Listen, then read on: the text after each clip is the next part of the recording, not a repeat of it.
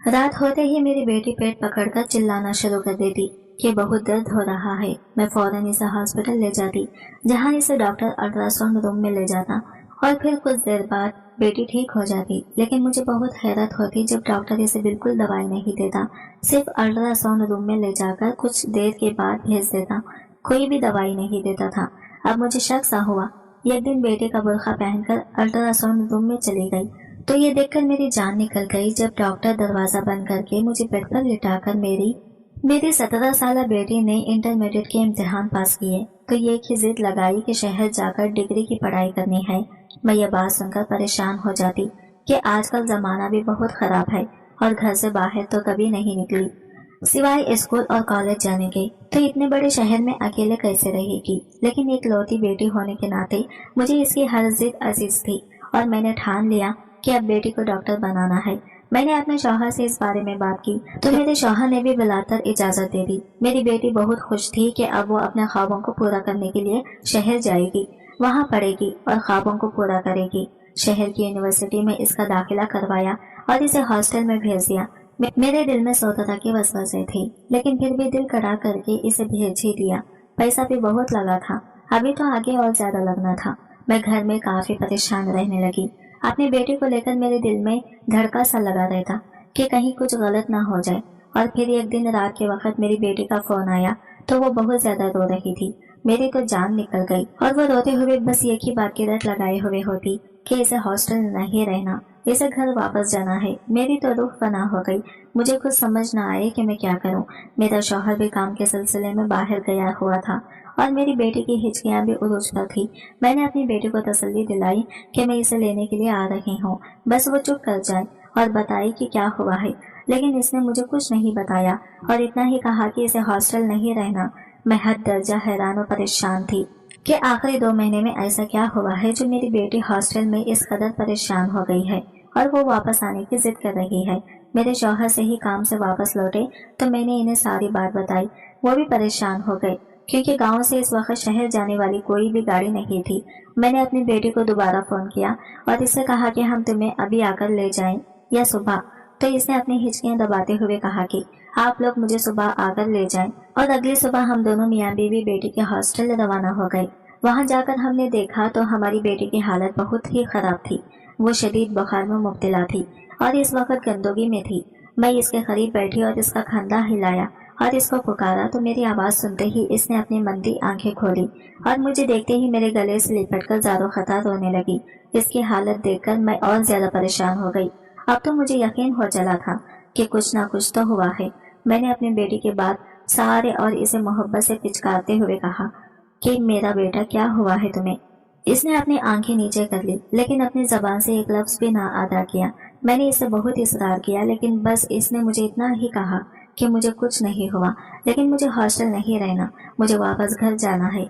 मेरा आप लोगों के बगैर यहाँ दिल नहीं लगता। यह बात बहुत अजीब थी कि 4 महीने हॉस्टल में रहने के बाद मेरी बेटी मुझे कह रही थी कि इसका हॉस्टल में दिल नहीं लगता।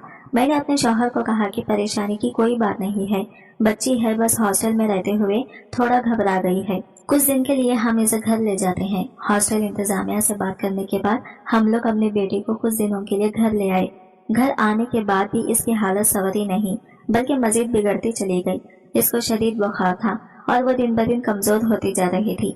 बहुत सारे डॉक्टरों से इसका इलाज करवाया लेकिन कहीं से भी आराम नहीं मिल रहा था। तकरीबन 10 दिनों के बाद इसकी हालत थोड़ी बेहतर हुई तो हम दोनों मियाँ बीवी के दिल को भी चैन आया।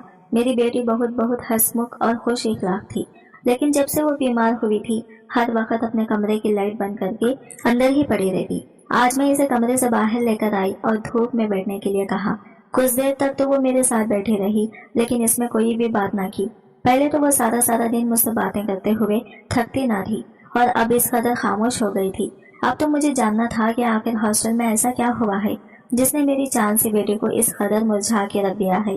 कुछ दिनों तक इसकी हालत बहुत बेहतर होगी और वो बिल्कुल ठीक होकर पहले जैसी हो गई। इसको सेहतमंद रखकर हम दोनों मियाँ बीवी का सैकड़ों खून बढ़ गया। हमारी खुशी की कोई इंतहा न रही। यह हमारी इकलौती बेटी पहले की तरह सेहत याब हो रही है। مجھے یہ بھی تھا کہ اس کی پڑھائی کا بھی بہت حرج ہو رہا ہے، لیکن اس کی پڑھائی صحت سے زیادہ ضروری نہیں تھی۔ جب وہ بالکل ٹھیک ہو گئی تو میں نے اسے کہا کہ بیٹا، اب تمہیں ہی یونیورسٹی واپس جانا چاہیے، تو تمہاری پڑھائی کا بہت ہرٹ ہوا ہے۔ میری بات سن کر وہ بہت پریشان ہو گئی اور مجھے اس کی پریشانی سمجھ نہ آئی۔ کچھ دیر کے بعد بولی کہ آپ ٹھیک کہہ رہی ہیں، مجھے واقعی ہی واپس جانا چاہیے۔ اگلی صبح جب میں اس کے کمرے میں گئی تو وہ تکیہ منہ پر رکھے زاروں خطا رونے میں مشغول تھی۔ میں جلدی سے اس کے پاس گئی اور اس کے منہ سے کیا ہٹایا اور اسے پوچھا کہ کیا ہوا ہے، تو کہنے لگی کہ میرے پیٹ میں بہت شدید قسم کا درد ہے جو کہ ناقابل برداشت ہے۔ میں نے اپنی بیٹی کو جلدی سے چادر اٹھائی اور اسے لے کر اپنے گاؤں کی کلینک پہ لے آئی۔ ڈاکٹر نے اس کو چیک کیا اور اسے دوا دی۔ ڈاکٹر کہنے لگا کہ دوا کھانے کے بعد کچھ دیر تک یہ بالکل ٹھیک ہو جائے گی۔ گھر آ کر میں نے اسے دوا کھلائی اور تھوڑی ہی دیر بعد میں نے جب اس کی طبیعت پوچھی تو کہنے لگی کہ اب مجھے زیادہ درد نہیں ہو رہا۔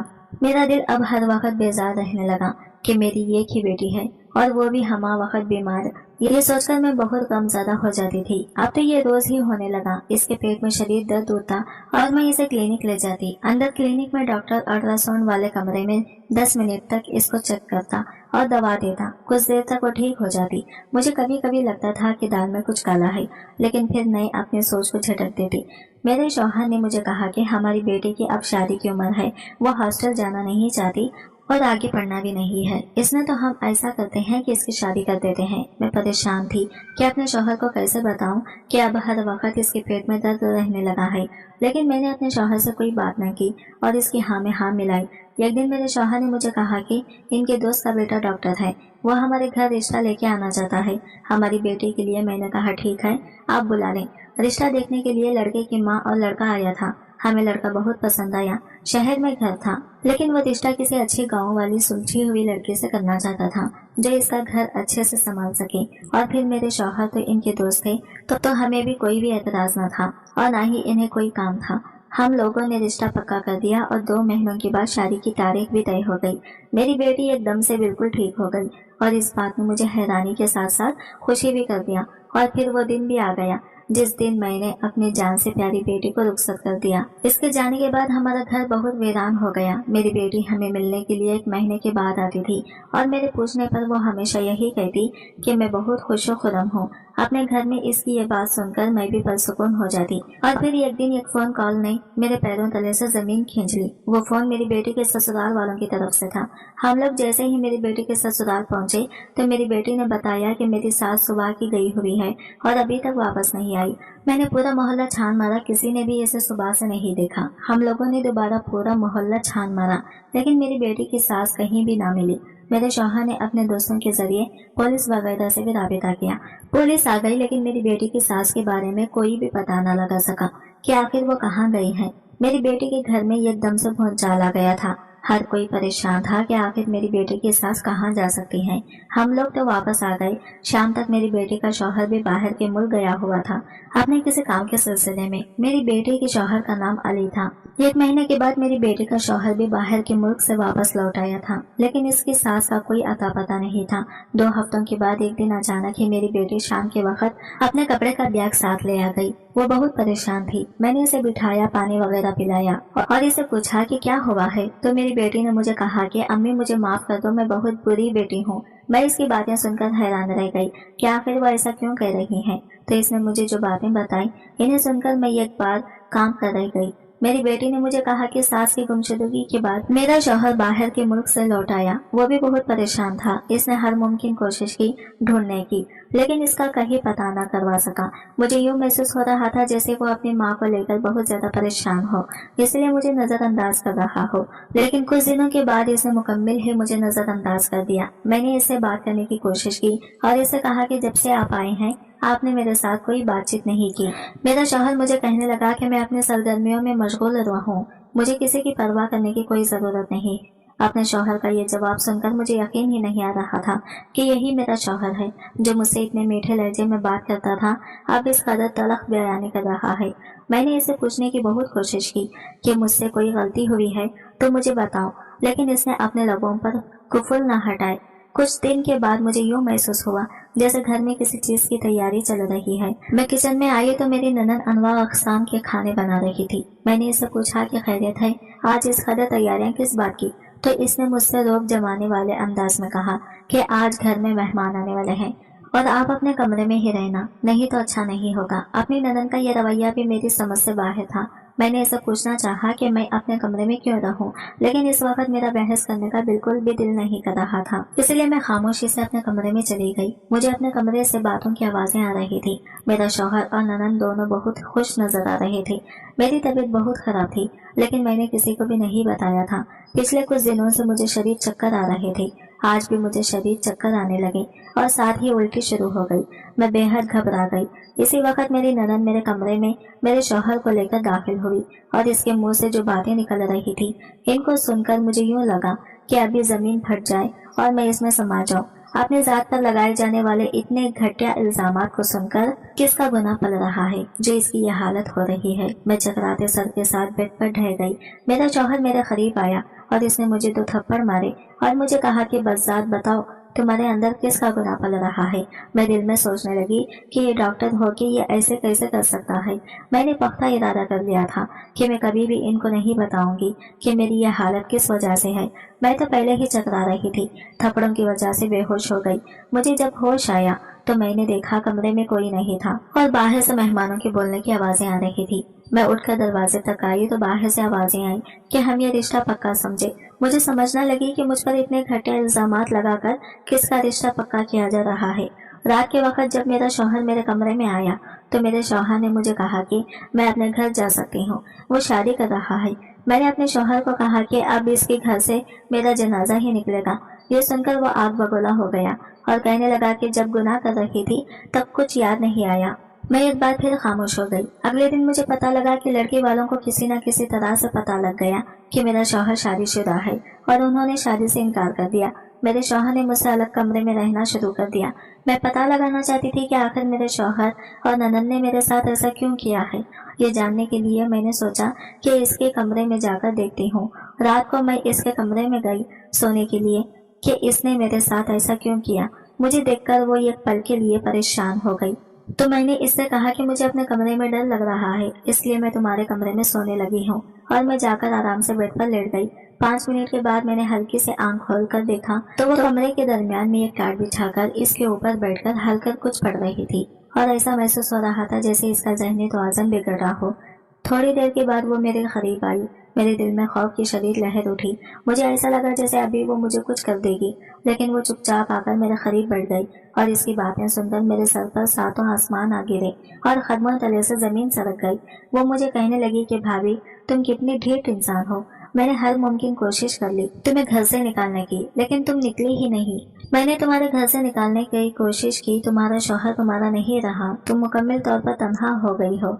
अगर खुश मैं नहीं हूँ तो रहने तुम्हें भी नहीं दूंगी। मैंने इतना सब कुछ कर लिया लेकिन तुम फिर भी नहीं निकले। इस घर से तुम्हारे मोबाइल फोन से तुम्हारे शौहर को नकली मैसेज भेजे, जिससे इसका पुख्ता यकीन हो गया कि तुम और मर्दों के साथ बातें करती हो, तुम्हारे गैर मर्दों के साथ ताल्लुकात हैं। फिर मैंने अपने भाई की दूसरी शादी करवाने का सोचा, इसका रिश्ता भी तय कर लिया और अब तुम्हारा सरदर्द और उल्टी आना, इन सब ने मेरा काम और भी आसान कर दिया।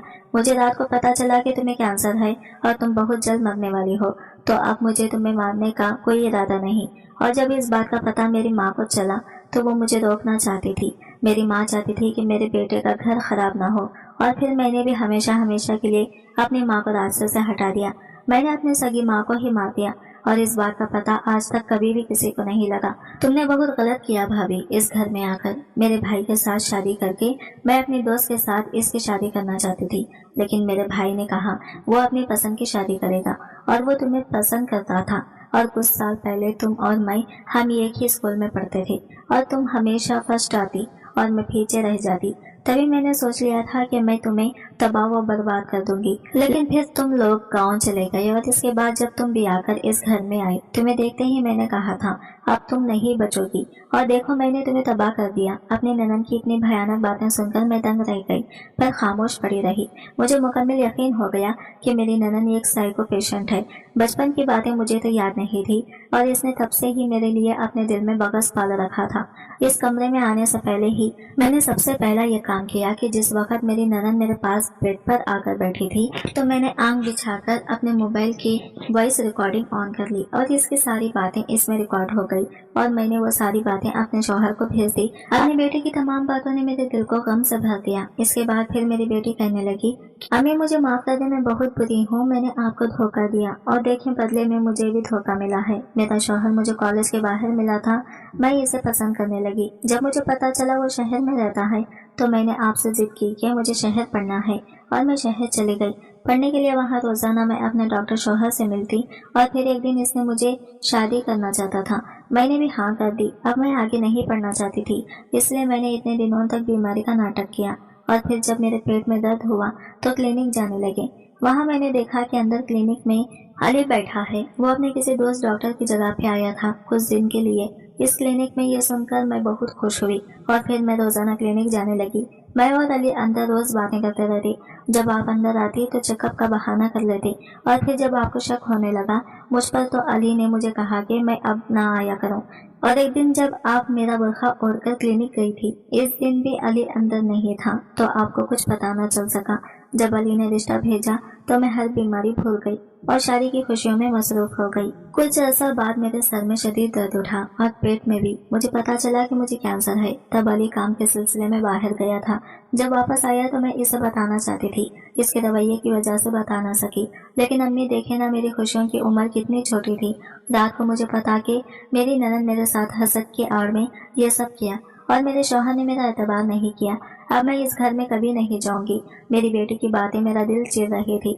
मैंने इसे अपने सीने से लगाया और इसके अब्बा को सीधा सीधा बातें बताई। अगले दिन सुबह के वक्त मेरा दामाद आ गया मेरी बेटी को लेने। इसने मुझसे भी माफी मांगी। मेरी बेटी को दुख देने के लिए वो बेहद शर्मिंदा था और मेरी बेटी को वापस ले गया और मेरी बेटी के शौहर ने इसका बहुत इलाज करवाया। इसने अपनी बहन को गुनाहों की सजा दिलवाने का फैसला किया और फिर मेरी बेटी की ननद को पुलिस पकड़कर ले गई। जेल में इसको बहुत भयानक अंजाम हुआ। वो साइको तो पहले ही थी दिमागी तौर पर और अब जिस्मानी तौर पर भी मफलूज होकर रह गई। और अब मेरी बेटी यह खुश खुरम जिंदगी गुजार रही है। अपने घर में माँ बाप को धोखा नहीं देना चाहिए और न ही किसी से हसद करना चाहिए। ये चीजें जिंदगी बर्बाद कर देती हैं। आज की वीडियो कहानी आपको कैसी लगी कमेंट करके जरूर बताइएगा और वीडियो अच्छी लगी है तो लाइक शेयर जरूर कीजिएगा और हमारे चैनल को सब्सक्राइब करें फ्रेंड्स। मिलते हैं अगले वीडियो के साथ, तब तक के लिए बाय बाय, टेक केयर, अल्लाह हाफिज।